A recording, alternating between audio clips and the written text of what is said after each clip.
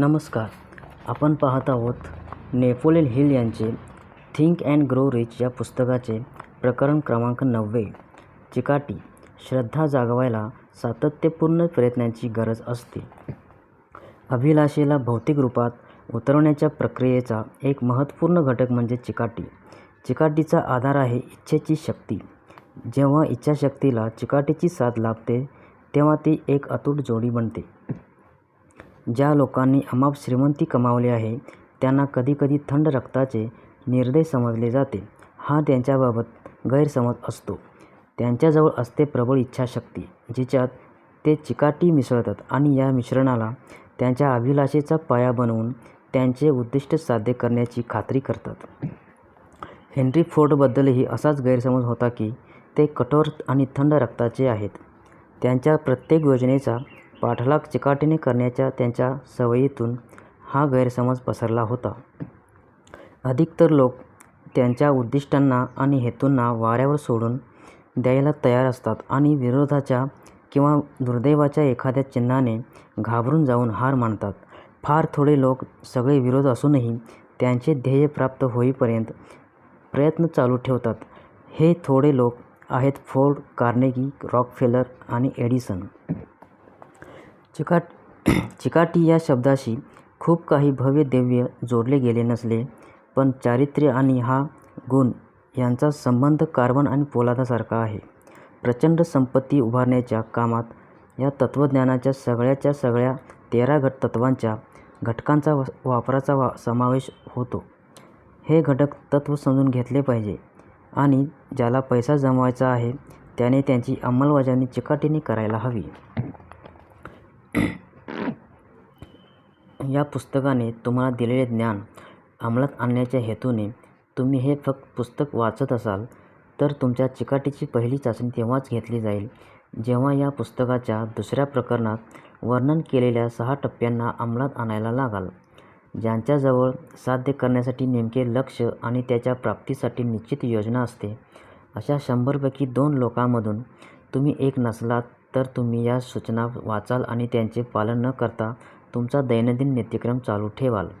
या मुद्द्यावर लेखक तुम्हाला पडताळून पाहू इच्छितो आणि चिकाटीचा अभाव हे अपयशामागील एक प्रमुख कारण असते. शिवाय अशा हजारो लोकांच्या अनुभवातून हे सिद्ध झाले आहे की चिकाटीचा अभाव ही दुर्बलता बहुसंख्य लोकांमध्ये सामान्यपणे दिसून येते. पण प्रयत्न करून या दुर्बलतेवर विजय मिळवता येतो. अर्थात या उणिवेवर विजय मिळवण्याची तुमची इच्छा किती तीव्र आहे यावर अवलंबून राहील की तुम्हाला तिच्यात किती सहजतेने मात करता येईल. सगळ्या सिद्धींचा आरंभबिंदू आहे अभिलाषा. मनोरथ हे नेहमी लक्षात असू द्या. दुबळ्या अभिलाषेचा परिणामही दुबळा असतो. छोट्या आगीने थोडी उष्णता निर्माण होते. तसा जर तुम्हाला आढळून आले की तुमच्यात चिकाटीचा अभाव आहे तर या दुर्बलतेवर उपाय म्हणून तुमच्या अभिलाषेखालील धग वाढवा. हे पुस्तक पहिल्या पानापासून शेवटपर्यंत पूर्णपणे वाचा. मग पुन्हा दुसऱ्या प्रकरणाकडे वळा आणि त्यात दिलेल्या 6 टप्प्यांच्या सूचना त्वरित अंमलात आणायला लागा. या सूचनांचा अंमल तुम्ही किती आतुरतेने करताय त्यावरून हे दिसून येईल की तुम्ही खरोखरच किती थोड्या वा जास्त प्रमाणात धनसंचय करण्याची अभिलाषा बाळगता. जर हे वाचूनही तुम्ही तटस्थ राहू शकलात तर खात्री बाळगा की धन गोळा करण्याआधी जी धन जागरूकता धारण करावी लागते ती तुम्ही अद्याप प्राप्त केलेली नाही. जसे पाणी अचूकपणे समुद्राकडे झेपावते तशी संपत्ती त्यांच्याकडे झेपावते ज्यांची मने तिला आकर्षित करण्यासाठी सज्ज आहेत. या पुस्तकात तुम्हाला त्या सगळ्या आवश्यक गोष्टी आढळतील ज्या सामान्य मनामधून अशी स्पंदने निर्माण करू शकतात जी इच्छित वस्तू त्यांच्याकडे आकर्षित करतात. जर तुम्हाला असे दिसून आले आहे की तुमची चिकाटी कमकुवत आहे तर तुमचे लक्ष 10व्या प्रकरणातील शक्तिविषयक सूचनांवर केंद्रित करा. स्वतःभोवती एक मास्टरमाइंड समूह गठीत करा आणि या समूहातील सदस्यांच्या सहकार्ययुक्त प्रयत्नांनी स्वतःमध्ये चिकाटी विकसित करा. स्वयंसूचनेबाबत 4थ्या प्रकरणात तुम्हाला चिकाटी विकसित करण्यासाठी जास्तीच्या सूचना आढळतील. तसेच अचेतन मनाविषयी 12व्या प्रकरणातही काही सूचना आहेत. जोपर्यंत तुमच्या सवयीचा झालेला स्वभाव तुम्हाला हव्या असलेल्या वस्तूचे सुस्पष्ट चित्र तुमच्या अचेतन मनाच्या हवाली करीत नाही, तोपर्यंत या प्रकरणामध्ये दिलेल्या सूचनांचे पालन करा. त्यानंतर तुम्हाला चिकाटीचा अभाव पंगू बनवणार नाही. तुम्ही जागे असता तेव्हा आणि झोपेत असता तेव्हाही तुमचे अचेतन मन सतत काम करीत असते. अधूनमधून किंवा काही प्रसंगी या नियमांचे पालन केल्यास काही फायदा होणार नाही. या सगळ्या नियमांचा परिणाम मिळवण्यासाठी तुम्ही या सगळ्या नियमांचे पालन तोपर्यंत करायला हवे जोपर्यंत तुम्हाला तशी ठाम सवय लागत नाही. याशिवाय तुम्ही इतर कोणत्याच मार्गाने आवश्यक ती धन जागरूकता विकसित करू शकत नाही. गरिबी त्या लोकांकडे आकर्षित होते ज्यांची मने तिच्यासाठी अनुकूल असतात. त्या नियमानुसार पैसा त्यांच्याकडे आकर्षित होतो ज्यांचे मन तिला आकर्षित करण्यासाठी हेतुपूर्वक तयार केले जाते. ज्या मनात धन जागरूकता व्याप्त नाही त्यांच्या मनाचा ताबा गरिबी जागरूकता आपोआपच होते. गरिबी जागरूकतेसाठी अचूक सवय जाणीवपूर्वक न लावून घेताही ते विकसित होते. धन जागरूकतेविषयी विना जन्म झाला असल्यास ती हुकूम देऊन निर्माण करता येते. वरील परिच्छेदातील विधानाचे समग्र महत्त्व समजून घ्या. मग तुम्हाला कळेल की धन गोळा करण्यात चिकाटीचे काय महत्त्व आहे. चिकाटीशिवाय तुम्ही पराभूत व्हाल. अगदी प्रयत्न सुरू करायच्या आधीच चिकाटीने तुमचा विजय होईल. जर तुम्ही कधी दुःस्वप्न अनुभवले असेल तर तुम्हाला चिकाटीचे मोल समजेल. तुम्ही बिछाण्यात पडलेले आहात, अर्धवट जागृत अवस्थेत. असे वाटते जणू तुमचा श्वास रोखला जातोय.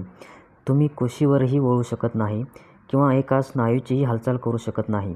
तुम्हाला कळते की तुम्ही तुमच्या स्नायूवर पुन्हा ताबा मिळवायलाच हवा. इच्छाशक्तीच्या जोरावर तुम्ही केलेल्या चिकाटीपूर्ण प्रयासांना शेवटी तुम्ही तुमच्या एका हाताची बोटे हलवू शकता. त्या बोटांची हालचाल करीत तुम्ही तुमचे नियंत्रण त्या बाहूच्या स्नायूवर वाढवता व तो हात उचलता. याच पद्धतीने तुम्ही दुसऱ्या हातावर ताबा मिळवता. मग तुम्ही एका पायाच्या स्नायूवर व शेवटी दुसऱ्या पायाच्या स्नायूवर ताबा मिळवता. मग इच्छेच्या एका परमोच्च प्रयत्नाने तुम्ही तुमच्या स्नायविक यंत्रणेवर नियंत्रण मिळवता आणि तुमच्या दुःस्वप्नातून झटक्यात जागे होता. हे सगळे टप्प्याटप्प्याने होत गेलेले असते. तुम्ही तुमच्या मानसिक शैथिल्यातूनही असेच झटक्यात बाहेर यायला हवे. आधी सावकाश हालचाल करीत मग तुमच्या इच्छेवर ताबा मिळेपर्यंत हालचालींना गती देत तुम्ही कितीही सावकाश हालचाल करीत असला तरी चिकाटी बाळगा. आधी तुम्हाला काही हालचाल तर करावीच लागेल. चिकाटीमुळे इच्छा यश बनते. जर तुम्ही तुमचा मास्टर माइंड समूह निवडला तर त्यात एक तरी व्यक्ती अशी असायला हवी जी तुम्हाला चिकाटी विकसित करायला मदत करू शकेल. ज्यांनी अमाप संपत्ती मिळवली आहे असे लोक जे गरजेपोटी करतात त्यांनी स्वतःला चिकाटीची सवय लावून घेतली. कारण जर त्यांनी चिकाटी बाळगली नसती तर ते परिस्थितीच्या रेट्यापुढे जवळजवळ वाहूनच गेले असते. चिकाटीला दुसरा पर्यायच नाही. तिची जागा दुसरा कोणताच गुणधर्म घेऊ शकत नाही. हे सुरुवातीलाच लक्षात ठेवा आणि जेव्हा पुढे जाणे मंदगतीचे आणि अवघड होऊन गेले आहे असे वाटत असेल तेव्हा हाच गुण तुम्हाला धीर देतो, उल्लसित करतो. ज्यांनी चिकाटीची सवय जोपासली आहे ते अपयशाबाबत निर्धास्त असतात. त्यांना कितीदाही माघार घ्यावी लागली असली तरी ते शेवटी शिडीच्या वरच्या टोकापाशीच असतात. कधीकधी असे दिसून येते की एक छुपा मार्गदर्शक आहे जो लोकांना सगळ्या प्रकारच्या उत्साहभंग करणाऱ्या अनुभवामधून तावून सलाखून घेण्याचे कर्तव्य बजावत असतो. जो अपयशाने खचून न जाता पुन्हा सावरतात आणि पुन्हा यश मिळवण्याचे प्रयत्न करू लागतात तेव्हा जग मोठ्याने म्हणते, भले शाबास, मला माहीत होते की ते तू करू शकशील. हा छुपा मार्गदर्शक कोणालाही या चिकाटीच्या चाचणीत उत्तीर्ण झाल्याखेरीज उच्च सिद्धीची चव चाखू देत नाही. जे ही परीक्षा देत नाहीत त्यांना गुण मिळत नाहीत. जे या चाचणीतून पार पडतात त्यांना त्यांच्या चिकाटीचे भरभरून बक्षीस मिळते. मोबदल्यात त्यांना ते उद्दिष्ट साध्य होते ज्याचा ते पाठलाग करीत असतात. हे एवढेच नाही, त्यांना भौतिक मोबदल्यापेक्षाही अधिक चिरंतर असा जास्त महत्त्वपूर्ण मोबदला मिळतो. तो म्हणजे प्रत्येक अपयशात तितकाच प्रमाणात प्रगतीची बीजे सामावलेली असतात. हे ज्ञान चिकाटीचा भक्कमपणा फार थोड्या लोकांना अनुभवायला येतो. ते असे लोक असतात ज्यांनी अशा पराभवाला तात्पुरते म्हणूनच स्वीकारलेले असते. ते असे असतात की ज्यांची अभिलाषा इतक्या सातत्याने तेवत असते की पराभवाला विजयात रूपांतरित व्हावेच लागते. आणि आपण जीवनाच्या काठावरून पाहिले तर असे दिसून येते की जे पराभवाने खचतात ते कधीच पुन्हा उभे राहू शकत नाहीत. अशा लोकांची संख्या प्रचंड आहे. असे लोक फार थोडे दिसून येतात जे पराभवाच्या शिक्षेला अधिक उच्च प्रयत्न करण्याचा आग्रह समजतात.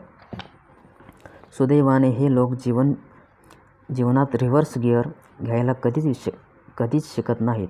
पण आपण हे पाहू शकत नाही की जे अपयशाच्या उत्साहभंगाशी लढतात त्यांच्या बचावासाठी एक मूक पण अटळ शक्ती येत असते, जिच्या अस्तित्वाचा आपल्याला किंचितही अंदाज नसतो.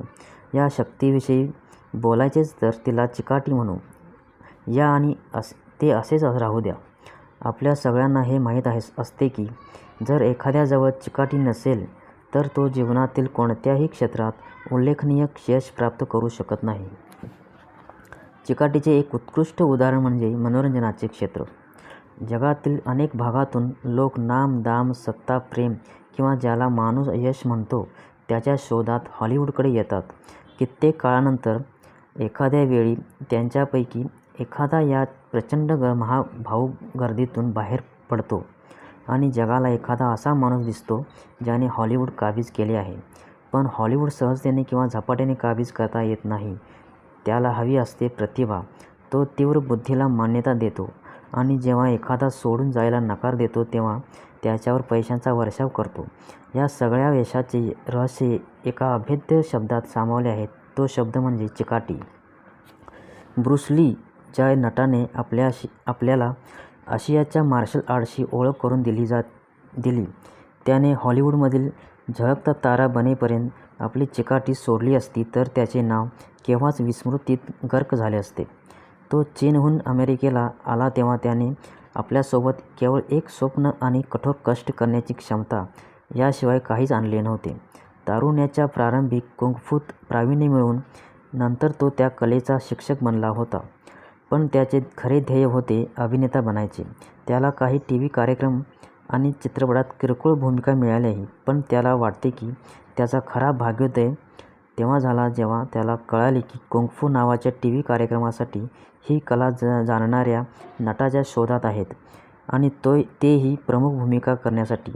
तो स्क्रीन टेस्टमध्ये यशस्वी झाला आणि ती प्रमुख भूमिका आपल्याला मिळावी म्हणून वाट पाहू लागला. पण त्यासाठी दुसराच एक अभिनेता निवडला गेला आणि त्याचा मोठा अपेक्षाभंग झाला. त्याचा भ्रम निराश झाला होता आणि तो अभिनय करण्याचे सोडून पुन्हा आपल्या शिक्षकी पेशाकडे वळणार होता. जेव्हा एशियन कमिटीच्या सदस्यांनी हे ऐकले तेव्हा त्यांनी त्याच्यावर ढीगभर पत्रांचा वर्षाव करून तसे न करण्यास विनवले. ली संभ्रमात पडला.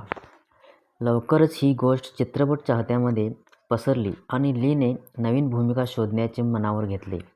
त्याने कधीच हार मानली नाही. त्याने अनेक चित्रपटात भूमिका साकार केल्या आणि जगभरातून घराघरात त्याचे नाव एक अभिनेता आणि मार्शल आर्टचा पुरस्कर्ता म्हणून चिरपरिचित झाले. त्याने मार्शल आर्टच्या अभ्यासाला आशियापुरते मर्यादित राहू न देता तिला विश्वव्यापी ख्याती मिळवून दिली.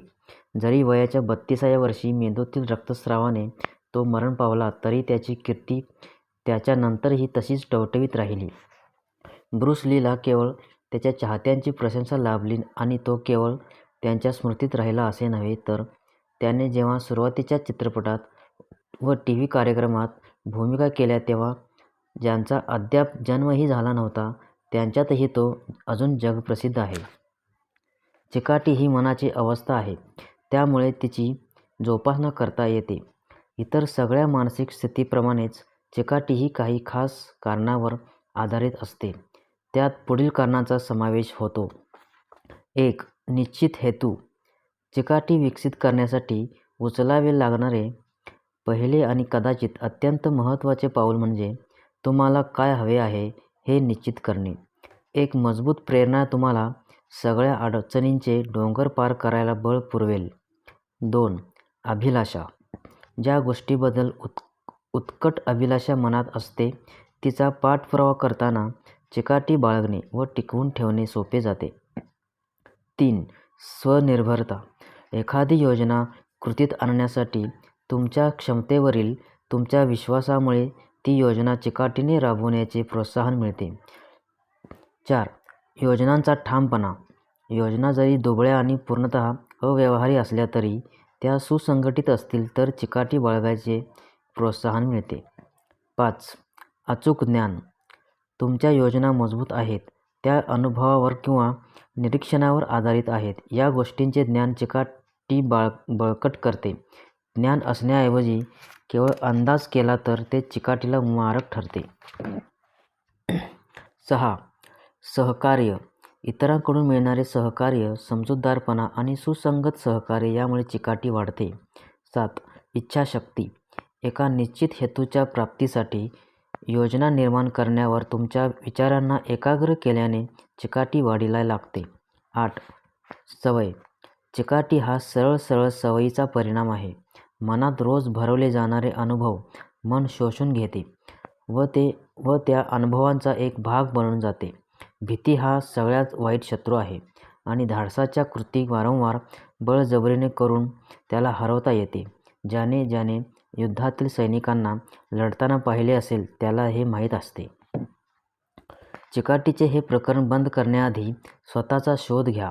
वरीलपैकी एखाद्या बाबतीत तुम्ही कमी पडत आहात का हे ठरवा. स्वतःचे मोजमाप धाडसाने करा आणि पहा की चिकाटीसाठी लागणाऱ्या 8 घटकांपैकी तुमच्यात किती घटकांची उणीव आहे. याचे विश्लेषण केल्याने तुम्हाला असे शोध लागतील जे तुम्हाला स्वतःवर नव्याने पकड ठेवायला मदत करतील. चिकाटीच्या अभावाची चिन्हे. तुमच्या उल्लेखनीय सिद्धी आणि तुम्ही यांच्या दरम्यान उभे ठाकलेले शत्रू तुम्हाला इथे सापडतील. तुम्हाला केवळ चिकाटीचा कमकुवतपणा दाखवणारी चिन्हेच आढळणार नाहीत, तर या कमकुवतपणासाठी जबाबदार असलेली तुमच्या अचेतन मनात खोलवर रुतलेली कारणेही सापडतील.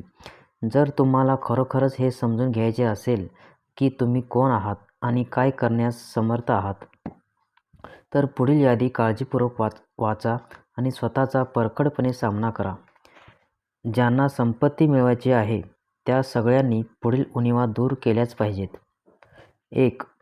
तुम्हाला नेमके काय हवे आहे हे ओळखून त्याला अचूकपणे मांडण्यात अपयश. 2. कारणासह अथवा विनाकारण चालढकल.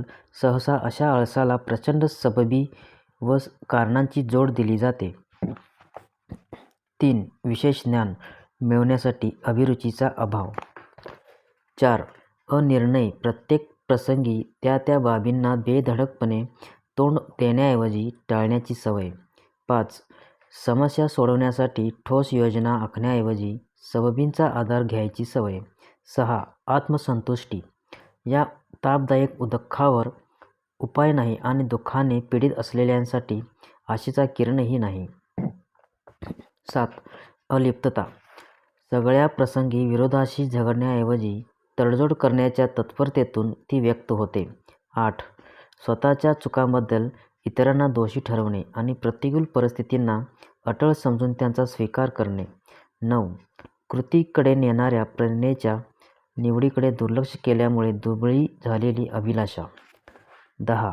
पराभवाचे पहिले चिन्ह दिसताच रणांगण सोडण्याची तयारी, नव्हे उत्सुकता. याला 6 पैकी एखादे भय जबाबदार असते. 11. सुसंघटित योजनांना लेखी स्वरूप देऊन त्यांचे विश्लेषण करण्याचा अभाव. 12. एखाद्या कल्पनेनुसार पुढे जाण्याकडे दुर्लक्ष करण्याची सवय किंवा संधी दिसताच तिला झडप घालून पकडण्याकडे दुर्लक्ष करण्याची सवय.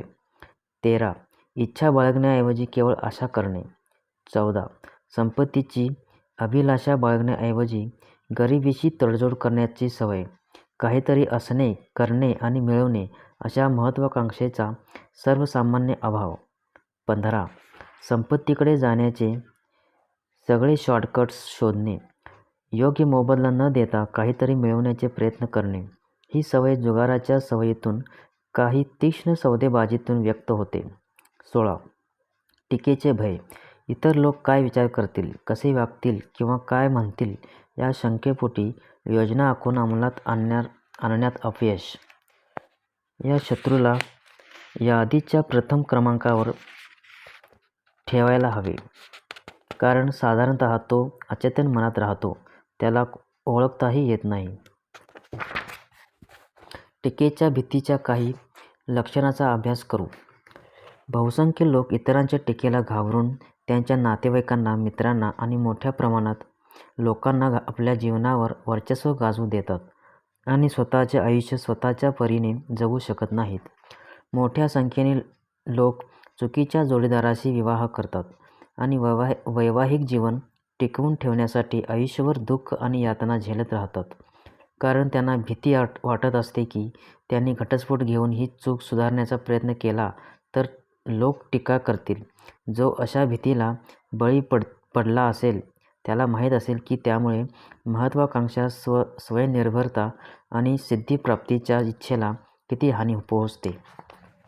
करोडो लोक अर्धवट राहिलेले शिक्षण बऱ्याच वर्षाच्या काळानंतर पूर्ण करण्याचे दुर्लक्ष करतात, कारण त्यांना वाटते या वयात शिकायला लागलो तर लोक हसतील. अगणित संख्येने तरुण आणि वयस्क स्त्री-पुरुष यांच्या नातलगांना कर्तव्याच्या गोंडस नावापोटी आपल्या जीवनाचा विध्वंस करू देतात, कारण ते लोकांच्या टीकेला घाबरतात. कर्तव्य बजावण्याचा अर्थ हा होत नाही की स्वतःच्या महत्त्वाकांक्षा नष्ट करणे आणि स्वतःच्या मर्जीनुसार जगण्याच्या आपल्या हक्कावर पाणी सोडणे. लोक धंद्यात एखादे धाडस करायला कचरतात, कारण त्यांना भीती वाटते की जर ते त्यात अपयशी झाले तर लोकांच्या टीकेला तोंड द्यावे लागेल. अशा बाबतीत यशस्वी होण्याच्या इच्छेपेक्षा टीकेचे भय जास्त प्रभावशाली ठरते. बरेच लोक स्वतःसाठी उच्च ध्येय निश्चित करीत नाहीत किंवा एखादी कारकीर्द केवळ यासाठी निवडत नाहीत की त्यांना भीती वाटत असते की आपले नातलग आणि मित्र टीका करतील व म्हणतील, इतके उच्च ध्येय ठेवू नको, लोकांना वाटेल तुला वेड लागले आहे. जेव्हा मला अँड्र्यू कार्नेगींनी सुचवले की व्यक्तिगत सिद्धीप्राप्तीच्या तत्त्वज्ञानाच्या संघटनेसाठी मी माझ्या जीवनाची 20 वर्षे द्यावीत, तेव्हा माझ्या मनात आलेला पहिलाच विचार हा होता की लोक काय म्हणतील. त्या सूचनेने माझ्यासाठी असे उच्च ध्येय ठरवले होते जे माझ्या विचारशक्तीच्या पलीकडले होते. क्षणार्धात माझे मन अशा सवयी रचू लागले ज्यांचा उगम चिंतेचे भय या जन्मजात भीतीत सामावलेले होते. माझ्या आतून कोणीतरी सांगत होते, तू ते करू शकणार नाहीस, हे खूप मोठे काम आहे आणि त्यासाठी खूप वेळ लागेल. तुझे नातलग तुझ्याविषयी काय विचार करतील, तू पोट कसा भरशील. आतापर्यंत यशाच्या तत्त्वज्ञानाचे संघटन कोणीच कधीही केलेले नाही, मग तू ते करू शकशील असा विश्वास बाळगण्याचा तुला काय हक्क आहे. इतके उच्च ध्येय बाळगायला तू आहेस तरी कोण. तुझा जन्म किती अभावात झाला आहे हे विसरू नको. तत्त्वज्ञानाविषयी तुला कळते तरी काय. लोक काय म्हणतील, तुझे डोके फिरले आहे. यापूर्वी हेच काम इतर कोणी का केले नाही. हे आणि इतर असेच अनेक विचार माझ्या मनात चमकून गेले आणि स्वतःकडे माझे लक्ष वेधून घेऊ लागले. असे वाटत होते जणू मी श्रीयुत कार्नेगींच्या प्रस्तावाचा विचार करणे सोडून द्यावे, म्हणून माझी चेष्टा करण्याच्या उद्देशाने सगळ्या जगाने आपले लक्ष माझ्याकडे वळवले होते. माझी महत्त्वाकांक्षा प्रबळ होण्याच्या आधीच मी तिला ठार करावे यासाठी तिथे मला एक चांगली संधी लाभत होती. नंतर जेव्हा मी हजारो लोकांचे विश्लेषण केले तेव्हा मला आढळून आले की बऱ्याच कल्पना मृतावस्थेत जन्मलेल्या अर्भकाप्रमाणे असतात. तात्काळ कृतीच्या निश्चित योजनाद्वारे त्यांच्यात चैतन्य निर्माण करावे लागते, प्राण फुंकावे लागतात. एखाद्या कल्पनेचे पोषण करण्याची योग्य वेळ म्हणजे जेव्हा ती उदयाला येते, मनात जन्म घेते. ती जोपर्यंत जिवंत आहे तोपर्यंत तिच्या जगण्याची शक्यता जास्त असते. योजना आणि कृतीच्या अवस्थेला न पोहोचलेल्या बहुसंख्य कल्पनांच्या बालमरणाच्या मुळाशी टीकेची भीती हेच कारण असते. इतरांच्या टीकेचा स्वीकार करायला नकार देऊन आपल्या स्वप्नपूर्तीच्या प्रयत्नात चिकाटीने टिकून राहणाऱ्या लोकांचे आणखी एक उत्तम उदाहरण म्हणजे फ्रेड स्मिथ हा होय. त्याने कशा रीतीने फेडरल एक्सप्रेसची निर्मिती करण्यात यश मिळवले याचे वर्णन आधीच्या प्रकरणात केलेलेच आहे. अनेक लोक असे मानतात की अनुकूल संधीच्या परिणामी भौतिक यश लाभते. या समजुतीला आधार नक्कीच आहे, पण जे संपूर्णतः नशिबावर अवलंबून राहतात त्यांची जवळपास नेहमीच निराशा संभवते, कारण यशाला कारणीभूत ठरणाऱ्या इतर महत्त्वाच्या घटकांकडे त्यांचे लक्ष जाऊ शकत नाही. खरे तर ते ज्ञान असते ज्यांच्यामुळे अनुकूल संधींना आमंत्रण देता येते. आता टॉम मोनॅगनचे उदाहरण पाहू. त्यांनी गेल्या 30 वर्षाच्या काळात एका पिझ्झा पार्लरपासून सुरुवात करून घरपोच पिझ्झा पुरवणाऱ्या हजारो दुकानांची शृंखला विकसित केली. 1989 मध्ये त्याने त्यांची ही अति यशस्वी कंपनी विकून परोपकाराच्या कार्यावर लक्ष केंद्रित करण्याचे ठरवले. पण त्याची योजना फसली. त्याची कंपनी खरेदी करणाऱ्याने जवळपास 2.5 वर्षाच्या काळातच दिवाळे काढले आणि मोनॅगनला परत यावे लागले. या कंपनीची पुनर्निर्मिती करून मग तिचा विस्तार करण्यासाठी बराच मोठा कष्टाचा आणि चिकाटीचा काळ जावा लागला. मोनॅगनने आवश्यक तो ठामपणा त्याच्या जीवनाच्या प्रारंभीच्या काळात विकसित केला होता.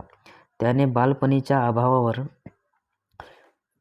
विफलतांवर आणि दारिद्र्यावर व अपमानावर मात केली होती आणि मोठा उद्योगपती बनला होता. आता पुन्हा त्याने कटिबद्ध होऊन आपल्या सगळ्या प्रयत्नांना चालना दिली.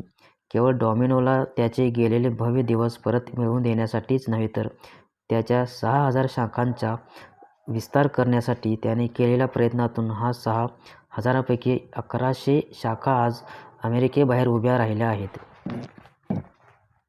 डॉमिनोची ही शृंखला परत एकदा आपल्या पायावर उभी राहिल्यावर आता मोनॅगनला पुन्हा एका नव्या आणि गंभीर आव्हानाला तोंड द्यावे लागले. डॉमिनोच्या मुख्य प्रगतीचा आधार होता त्याच्या ग्राहकांना 30 मिनिटात पिझ्झा पोहोचता केला जाईल, अशी त्याने हमी दिली. यामुळे त्याला एका नव्या आपत्तीला तोंड द्यावे लागले. 30 मिनिटात पिझ्झा पोहोचण्यासाठी डॉमिनोचे वाहक वेगाने गाड्या चालवून अपघात करून बसायचे. अशा अपघातात इजाग्रस्त झालेले लोक कोर्टात एकापाठोपाठ एक दावे दाखल करू लागले. अशाच एका अपघातात मरण पावलेल्या स्त्रीच्या कुटुंबाला $3 करोड द्यावे लागले. शेवटचा दणका तेव्हा बसला जेव्हा अशा एका दुसऱ्या स्त्रीला $78 करोड द्यावे लागले. त्यानंतर डॉमिनोने 30 मिनिटात घरपोच पिझ्झा देण्याची हमी मागे घेतली. इतक्या आर्थिक संकटांना तोंड देऊनही मोनॅगनने माघार घ्यायला नकार दिला. त्याने कंपनीत जास्तीचा पैसा, वेळ आणि ऊर्जा ओतून तिला पुन्हा उभी केली. त्याच्या या चिकाटीने आणि सकारात्मक दृष्टिकोनाने तो धडक देऊन पुढे जात राहिला आणि आपल्या कंपनीच्या लोकांमध्येही जिंकण्याचा जोश निर्माण करीत राहिला, ज्यामुळे डॉमिनोने त्या उद्योगात प्रथम क्रमांकाचे स्थान पटकावले. यापुढे तुम्हाला भेटणाऱ्या 100 लोकांना पडताळून पहा. त्यांना विचारा की त्यांना त्यांच्या जीवनात सर्वात जास्त हवे आहे असे काय आहे, आणि त्या 100 पैकी 99 लोक याचे उत्तर देऊ शकणार नाहीत. तुम्ही त्यांना उत्तर द्यायची गळ घातलीच तर कोणी म्हणतील सुरक्षितता, बरेचसे म्हणतील पैसा, थोडे म्हणतील सुख, इतर काही म्हणतील प्रसिद्धी आणि सत्ता, तर इतर म्हणतील सामाजिक मान्यता, आरामाचे जीवन, गाण्याची, नृत्याची किंवा लेखनाची क्षमता. पण यापैकी कोणालाही या संकल्पनेचे नेमके वर्णन करता येणार नाही. तसेच या मोघम व्यक्त केल्या गेलेल्या इच्छांना पूर्ण करण्यासाठी ते कोणत्या योजनेचा वापर करण्याची आशा करतात याबाबतीतही ते काही सांगू शकणार नाहीत. संपत्ती केवळ इच्छेला ओढ देत नाही, ती ओढ देते नेमक्या योजनेच्या हाकेला, अशा योजनेला जिला निश्चित अभिलाषेचे पाठबळ आहे, चिकाटीची जोड आहे. चिकाटी कशी वाढवावी? पुढील 4 पायऱ्यांनी चिकाटी वाढवता येते. त्यांच्यासाठी मोठ्या प्रमाणात बुद्धिमत्तेची गरज नाही, विशिष्ट पातळीच्या शिक्षणाची आवश्यकता नाही. हवेत थोडे प्रयत्न किंवा थोडा वेळ हे महत्त्वाचे टप्पे पुढीलप्रमाणे आहेत. 1. ठाम हेतू आणि त्यांच्या पूर्ततेसाठी बाळगलेल्या अभिलाषेचे पाठबळ. 2. सातत्यपूर्ण कृतीतून व्यक्त होणारी निश्चित योजना. 3. सगळ्या नकारात्मक आणि उत्साहभंग करणाऱ्या प्रभावांसाठी घट्ट मिटलेले मनाचे दरवाजे. यात नातेवाईक, मित्र आणि परिचितांचा नकारात्मक सूचनांचा समावेश होतो. 4. तुमचा हेतू आणि तो पूर्ण करण्यासाठी आखलेली योजना अंमलात आणण्यासाठी तुम्हाला प्रोत्साहन देणाऱ्या एका किंवा जास्त व्यक्तींची मैत्रीपूर्ण बंधन. जीवनातील सगळ्या क्षेत्रात यशस्वी होण्यासाठी या पायऱ्या महत्त्वाच्या आहेत. या 13 सिद्धांताच्या तत्त्वज्ञानाचा हेतूच हा आहे की या 4 पायऱ्यांनुसार वागणे तुमच्या सवयीचे व्हावे, अशा रीतीने तुम्हाला सक्षम बनवणे. या पायऱ्यांद्वारा तुम्ही तुमच्या आर्थिक नशिबावर ताबा ठेवू शकता. या पायऱ्या तुम्हाला विचारांचे स्वातंत्र्य व मुक्ती मिळवण्याच्या मार्गाने नेतील. या पायऱ्या तुम्हाला छोट्या व मोठ्या प्रमाणातील संपत्तीच्या वाटेने नेतील. या पायऱ्या तुम्हाला सत्ता, प्रसिद्धी आणि जागतिक मान्यतेचा रस्ता दाखवतील. या पायऱ्या अनुकूल संधीची स्वतः हमी देतात. या पायऱ्या स्वप्नांना वास्तवात साकार करतात. या पायऱ्या भीतीवर, निराशेवर, अपेक्षाभंगावर व अलिप्ततेवर ताबा मिळवून देतात. जे लोक या 4 पायऱ्या चढून जातात त्यांच्यासाठी अद्भुत बक्षीस वाट पाहत असते. स्वतःचे मोल स्वतः ठरवणे आणि जीवनाकडून मागितलेली किंमत वसूल करता येणे हा बहुमान असतो. चिकाटी बाळगणाऱ्या लोकांना कोणती अगम्य शक्ती अडचणीवर मात करण्याची ताकद देते. चिकाटीचा गुण तुमच्या मनात कुठली तरी आध्यात्मिक, मानसिक किंवा रासायनिक प्रक्रिया घडवून आणतो का की ज्यामुळे तुमच्या हाती अलौकिक बळ येते. युद्ध हरल्यानंतरही जो लढत असतो तेव्हा सगळे जग त्याच्या विरोधात असते. अशा वेळी ती असीमित प्रतिभा त्या व्यक्तीचा हात धरून त्याच्यासोबत चालू लागत असेल.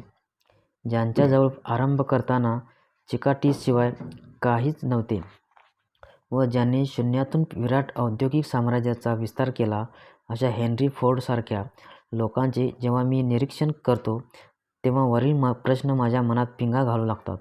अथवा थॉमस एडिसनचा पहा ना, जे केवळ 3 महिने शालेय शिक्षण घेऊन जगातील अग्रगण्य संशोधकांच्या रांगेत जाऊन बसले आणि चिकाटीला बोलणाऱ्या यंत्रात, चलचित्राच्या यंत्रात आणि तप्त होऊन प्रकाश देणाऱ्या विजेच्या गोळ्यात रूपांतरित केले. तसेच इतरही 50च्या उपयोगी शोध लावले. मला एडिसन आणि फोर्ड या दोघांचेही वर्षानुवर्षे विश्लेषण करण्याचा सुखद मान लाभला आहे. तसेच त्यांना जवळून अभ्यासण्याची दुर्लभ संधी मिळाली आहे. म्हणून मी जेव्हा म्हणतो की मला या दोघांमध्ये चिकाटी हाच गुण प्रामुख्याने दिसून आला जो त्यांच्यासाठी आवाढव्य सिद्धीचे उगमस्थान बनला, तेव्हा माझे म्हणणे प्रत्यक्ष ज्ञानावर आधारित आहे.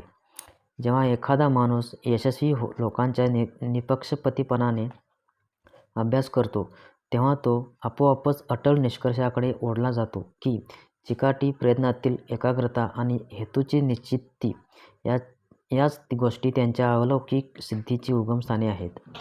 Howard Shultz. स्टारबक माणूस म्हणजे ठाम निर्धार आणि चिकाटीचे ज्वलंत उदाहरण होय. नव्या संकल्पनेला यशस्वी करण्यासाठी व्यक्तीजवळ दीर्घदृष्टीचे स्वप्न, अविचल मनोधैर्य आणि अटळ आत्मविश्वास असावा लागतो. सिएटलमधील काही किरकोळ दुकाने असलेल्या एका छोट्या कॉफी वितरकाकडे शुल्झ किरकोळ विक्री आणि मार्केटिंगची नोकरी करायचा. तो 29 वर्षाचा होता व नुकतेच त्याचे लग्न झाले होते. ही नवीन नोकरी स्वीकारण्यासाठी तो आपल्या पत्नीसह आपले न्यूयॉर्कमधील घर सोडून आला होता. एका वर्षानंतर अशाच एका खरेदीच्या दौऱ्यासाठी शुल्झ इटालीला गेला. मिलानमध्ये भटकत असताना त्याने नोंदले की इटालियन संस्कृतीत कॉफी किती महत्त्वाची होती. बहारदार दिवसाची सुरुवात व्हायची कॉफी बारमधल्या कडक कॉफीने. काम संपल्यानंतर घरी जाण्याअगोदर पुन्हा एकदा मित्र, सहकारी थोडा विसावा घ्यायला कॉफी बारमध्ये जमायचे. इटालियन संस्कृतीचा गाभा म्हणजे कॉफी.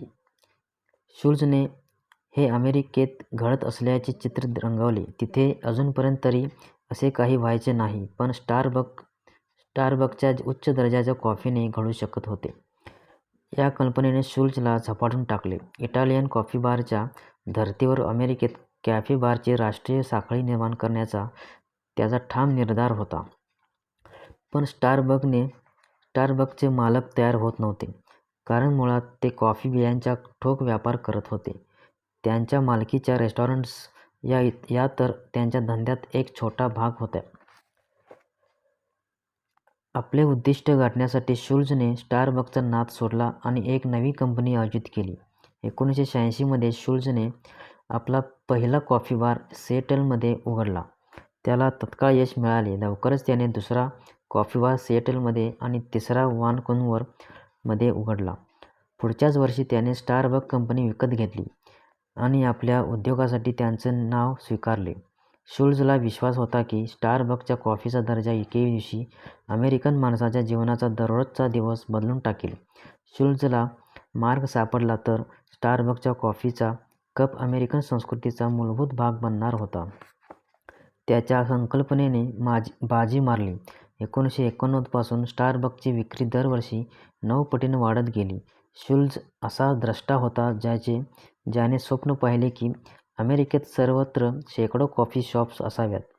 व्यावसायिक लोक कामावर जाताना आणि काम संपल्यावर विरंगुळ्यासाठी तिथे येतील. खरेदी करणारे पॅकेट खरेदी करण्यासाठी येतील. तरुण-तरुणी तिथे कॉकटेलऐवजी कॉफी पीत परस्परांना भेटतील.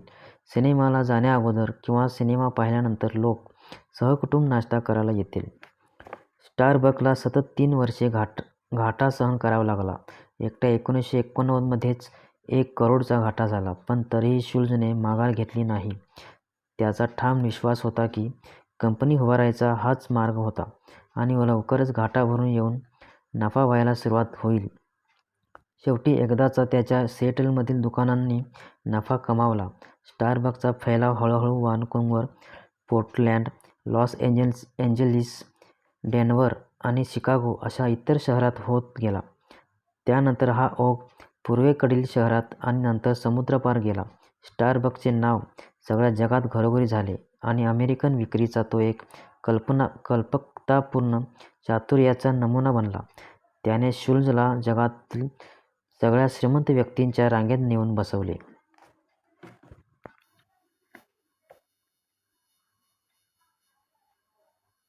धन्यवाद.